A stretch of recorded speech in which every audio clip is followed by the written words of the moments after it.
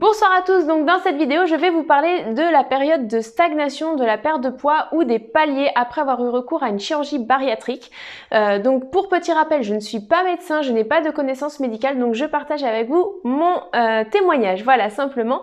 Je rappelle également que vous pouvez vous abonner à ma chaîne secondaire Vamigo Family où je vous partage des sujets autres que la sleeve. Pour commencer, donc effectivement j'étais partie du principe que voilà, on avait recours à la chirurgie et que après la perte de poids allait être plutôt linéaire, logique, mathématique, enfin voilà, que tout allait se passer de façon ordonnée, etc. Et je me suis très vite rendu compte que ce n'était pas le cas, puisque pour tout vous dire, donc je me suis fait opérer donc en novembre 2016, comme je le disais, je faisais 110 kg à l'époque, et une semaine après l'intervention, mon poids déjà s'est mis à stagner, c'est-à-dire que pendant une semaine, je n'ai pas eu mon poids est resté identique, je n'ai pas eu de perte, rien du tout. Donc à une semaine de l'intervention, je vous raconte pas dans quel état je me suis mise, des crises de pleurs, de panique, de stress. Je me disais mais c'est pas possible, ça va pas fonctionner sur moi, voilà, il y a un souci, ça va pas du tout, etc. Enfin j'étais complètement paniquée, etc. Et puis au bout d'une semaine, ça a redescendu d'un coup, et puis en plus je crois que ça avait bien descendu, j'avais perdu plus d'1 kilo d'un coup du jour au lendemain. Je n'avais rien changé dans ma façon de m'alimenter, rien du tout dans ma façon de faire, mais mon poids a stagné. Donc voilà.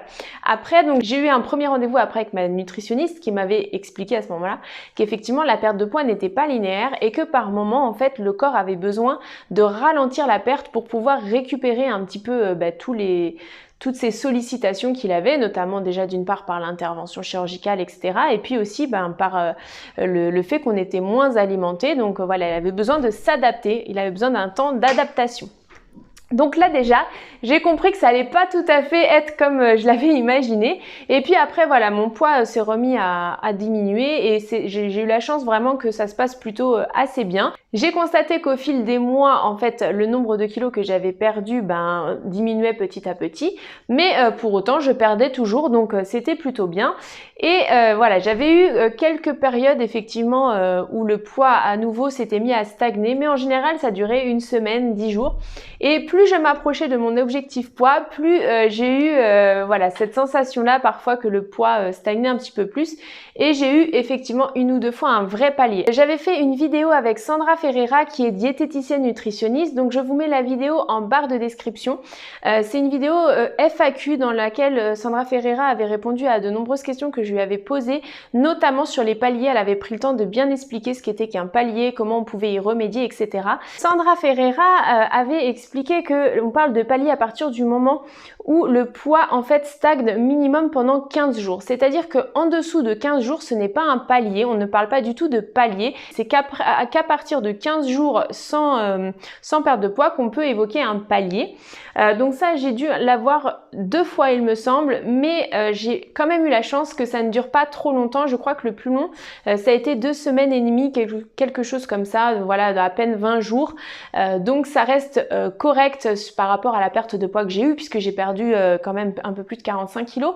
Donc finalement, j'ai quand même eu beaucoup de chance par rapport au palier. Ma nutritionniste m'avait toujours dit, voilà, quand vous êtes en période de palier, n'hésitez pas à m'appeler ou à communiquer, parce que parfois c'est des petits ajustements qu'il suffit de faire. Ça peut être du sport, ça peut être un aliment qui a été introduit et qui est mal géré, des choses comme ça.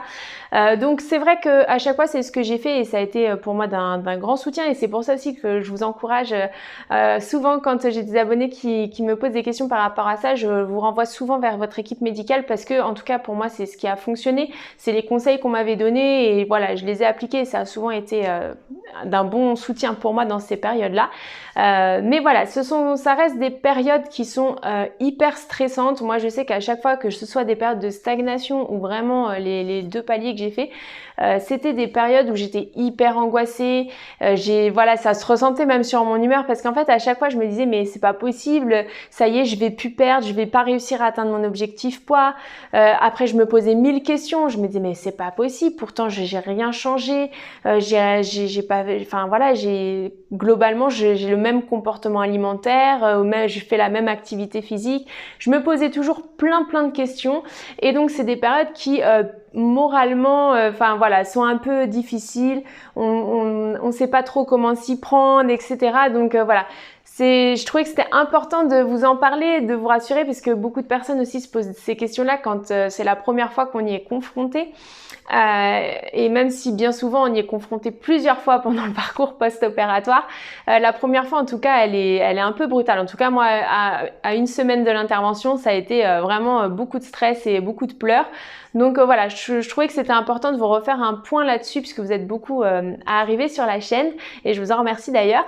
D'ailleurs, dites-moi vous en commentaire si vous aussi vous avez rencontré des périodes de stagnation, des paliers, si vous avez réussi à gérer, s'il y a encore des choses qui restent compliquées, etc. N'hésitez pas à me dire en commentaire.